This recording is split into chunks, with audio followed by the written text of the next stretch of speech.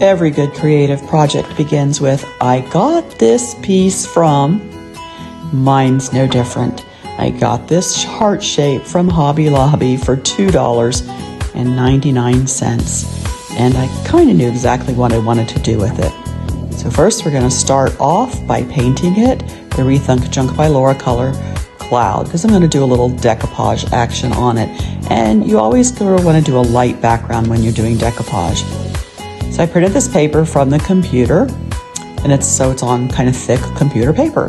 And I like to start by doing my trimming by taking a paintbrush and just wetting around the edges of where I want to cut out my design. And I don't use scissors, but I just use my fingers, and I tear away the paper to give a raggedy edge to it. I find that when I place the raggedy edge image on my decoupage surface and then I go to blend my paint around it, well, it's just easier to blend paint into a decoupage surface with raggedy edges instead of straight edges. And maybe that's because the paint absorbs into that raggedy edge better. I don't know. I just found it works for me. So I am just trimming it by hand, but I did wet the paper in those areas. Now I'm ready to apply it to my surface, and I am using a product called Gunk. It's Rethunk Junk by Laura's Gunk. It's our decoupage medium, and I love it. It works great. So I've applied it to my surface, and I'm going to turn my paper over, and I'm going to soak it thoroughly with a fine mist spray bottle. I'm going to let it absorb into the paper, and it softens the paper and makes it flexible, kind of pre-stretches it, and makes it easier to apply. I place it on my surface, and because this paper is pretty thick, I can just use my fingers to smooth it out. But good practice with decoupage is to just slide your hand into a plastic Ziploc bag and use that for smoothing out your surface. This way you don't cause friction on your decoupage paper and it's not as apt to tear. But since this was a thicker paper, it worked okay. I did have some air bubble issues, and I think that's because I laid the whole piece of paper down all at once and I caught some air under it. It would have been better if I had just sort of gone to the edge and then rolled it out a little bit at a time.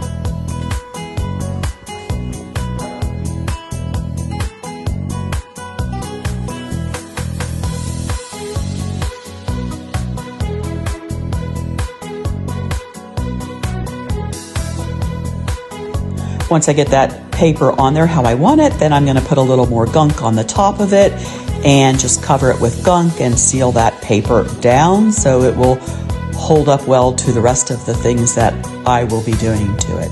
I'm going to set that aside, and I am going to add some texture to this.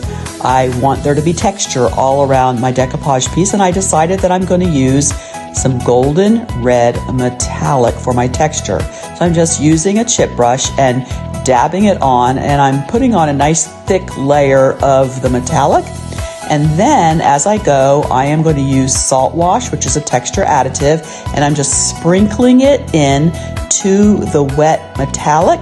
And then I'm going to use my chip brush and sort of mix it right there on the surface.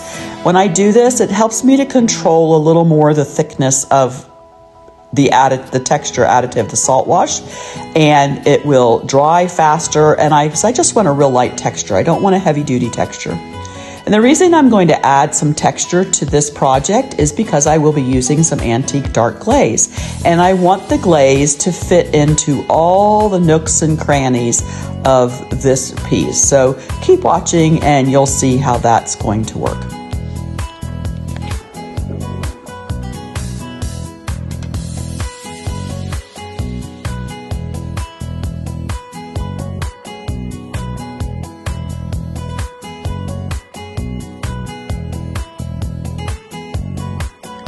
I'm going to set the texture aside to dry, and let's look at our molds. I'm going to be using the Juliet mold, This is the Cameo mold. It has a cute little heart with a ribbon, and the Fleur-de-Lis mold has 4 different heart shape sizes in it, and the Primitive mold has a cute heart in it too. So these are all great Valentine molds.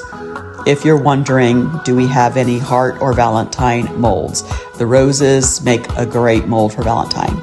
So now I'm going to use my mixing cup, and I'm going to mix up my amazing quick cast resin. This is the resin that sets up white. Part A, part B. You see how it starts out pretty cloudy, and then I'm going to mix it until it starts to get clear. Mine won't get crystal clear because it's kind of cold in my workshop, and that will affect it. I could have warmed it up beforehand, but I didn't. So I mix it up about 30 to 45 seconds. I put my hand on the cup and I can feel it starting to get warm, then I know it's ready. I will tell you, you want to make sure that you have a nice level surface when you're pouring. You'll see my little turntable here is a little wonky and my surface wasn't level, and my resin kind of runs out of my mold and onto my turntable, but I was still able to use my mold. I just should have done a better job of getting it on a level surface. So you'll want to make sure you do that. Love watching it turn white. It takes about 10 to 15 minutes. And now it's ready, and I'm going to pull it out. And when you first pull it out, it's going to be very flexible, so that's a great time to trim any overflow, which I did have some overflow because I did not do a good job pouring this. I also had some mica powder left over in this mold because I had used it previously, so that's why my flowers have some color on them, but I'm going to be painting them over, so that's not a big deal. So as you're pulling it out and it's flexible, that's a great time to trim up any overflow. Then I'm not going to use these as one solid piece, but I'm going to take my scissors and I'm going to kind of cut apart scenes or sections of how I'm imagining that I want to use them on my project piece.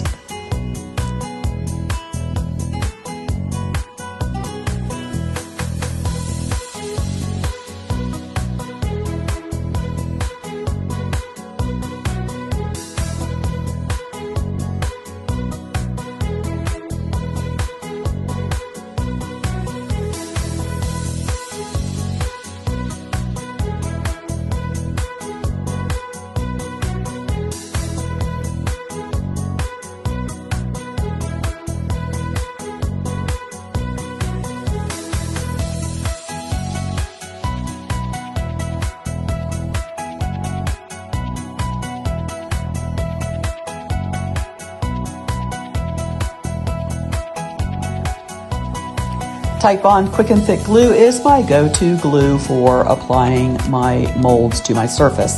So the first thing I'm going to do is just kind of lay them out and decide where I want to put them on my heart before I do any gluing down. I created some heart molds from the Fleur-de-Lis mold, and I made a heart from the Cameo mold, and I also made a heart from that Primitive mold, and I'm going to be using all of them throughout.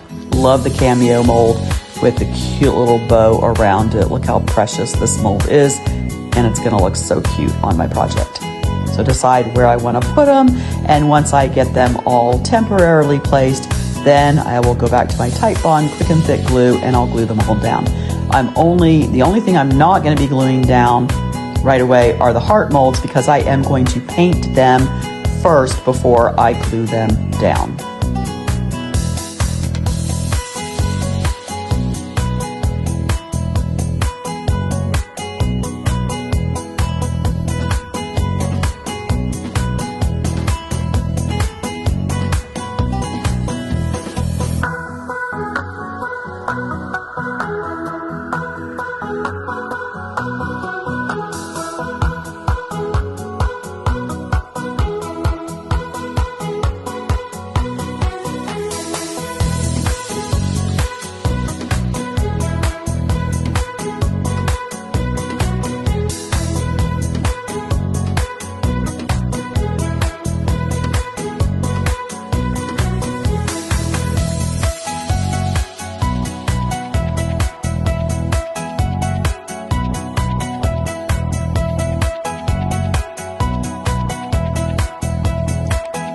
Keep with the Valentine theme, I am going to be painting my hearts in the color Bashful Blush. Bashful Blush is a beautiful light pale pink color from Rethunk Junk by Laura. So I'm going to get these painted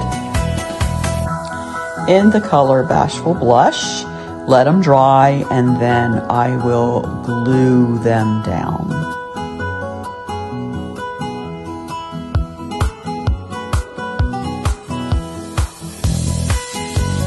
Here's a closer look at the color Bashful Blush, and now that my texture is dry, I am going to add Bashful Blush over my texture.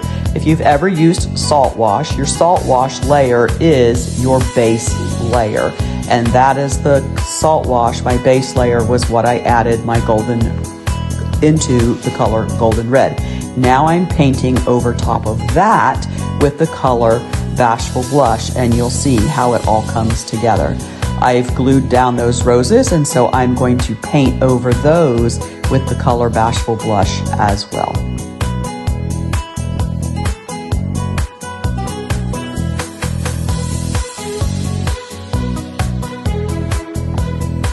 My top coat layer is dry, and now I am ready to add my next step. I'm using a chip brush, some wet wipes, and some Rethunk Junk by Laura Antique Brown Glaze.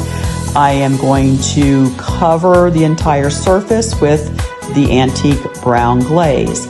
I love glaze, and I use this instead of wax. If I used wax, I would have to do a clear wax first and then a dark wax. But when I use glaze, I can just go straight to the dark part. I'm going to do one half at a time, and notice that I'm even putting the glaze over top of the decoupage paper as well. I just take the wet wipe and I wipe away some of that glaze, wipe back some of the glaze, and it's gotten into all of the lovely nooks and crannies of the texture that was created with the salt wash. And it's gotten into all of the nooks and crannies of the molds, and it just adds a lovely vintage feel to this piece. Look how gorgeous that is. I love it. But wait, there's more.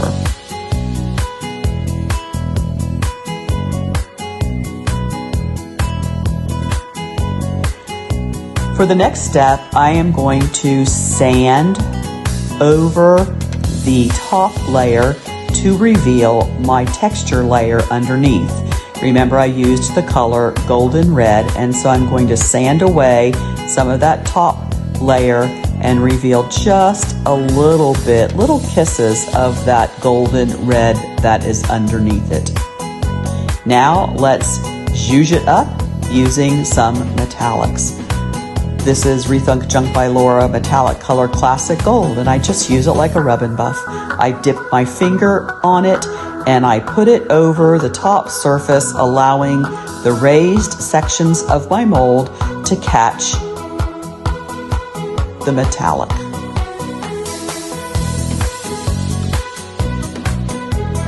I love layering colors, and the classic gold is so beautiful over top of the antique dark glaze. I'm going to put some of it over the decoupage paper, and oops, my L popped off. I'm going to put it over my letters. Then I'm going to use my chip brush to kind of smooth and feather it out. And I'm going to use my wet wipe to wipe just a little bit of it off and to even it out. Next, I'm going to go over and accent the classic gold with some of the golden red metallic. These colors work really well together, and this is just the perfect little, what I call, accoutrement to finish off this beautiful piece that's going to be hanging on my front door.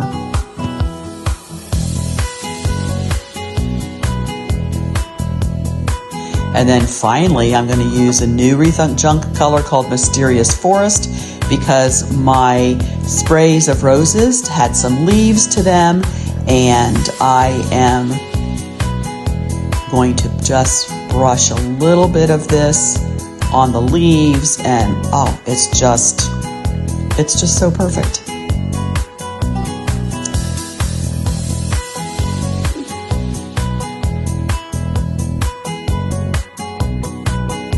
All right, we're almost finished, so thanks for hanging with me this far.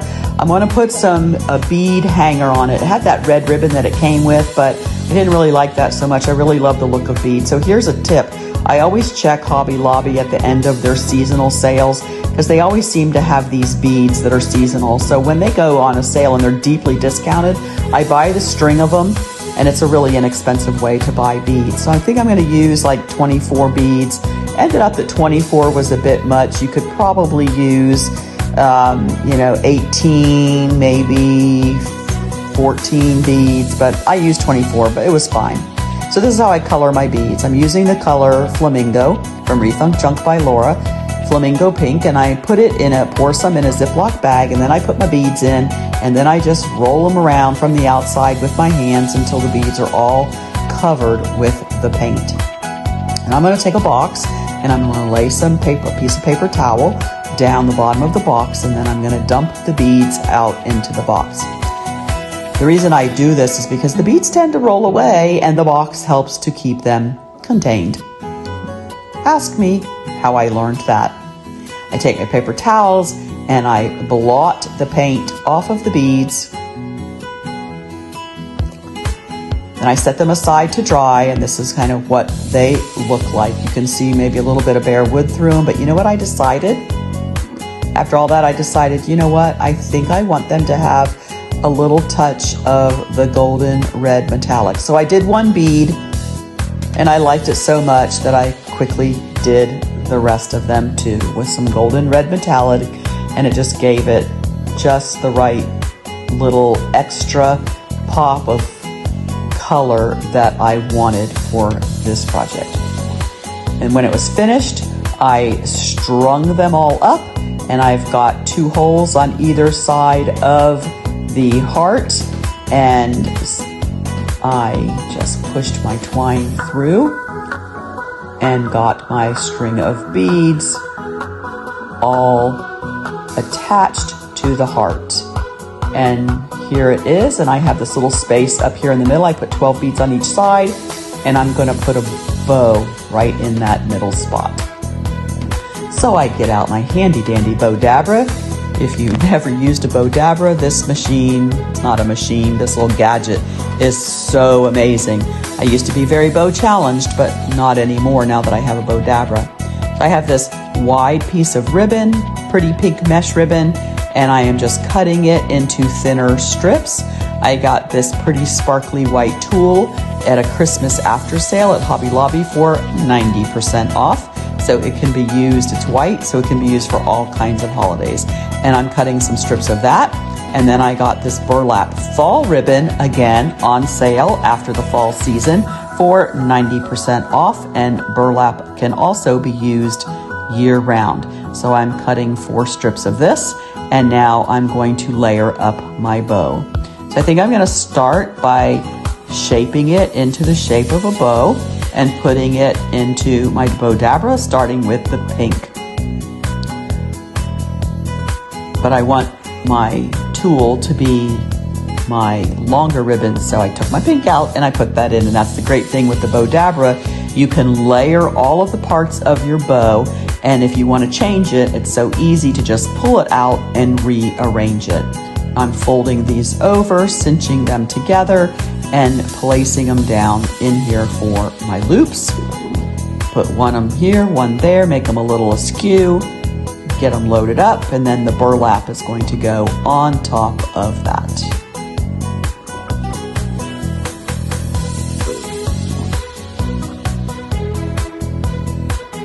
The bow Dabra just really makes it so easy and so fun to layer and make beautiful bows. Now that I have it all in there, I'm going to push it down nice and tight, and I'm going to pull it up and through my loop, remember when I made my loop at the beginning, and tie it off, and then take that string and tie it around the back. And then I'm also going to have string to tie it onto my string of beads. I fluff up my loops, and then I'm also going to trim the ends of the tails, and I'm going to dovetail them, and you just You can dovetail those by just folding them over and cutting using your scissors, fold it over and cut from the bottom up at an angle and make some decorative dovetails. The final thing is I always like to put a little something in the middle of the bow to cover the string, and this piece that I made from the cameo mold I think will be just perfect. So I'm going to put a quick coat of classic gold metallic on it, and then I am going to put a little of the golden red on top of that, hot glue it down to the middle, and this is ready for my front door.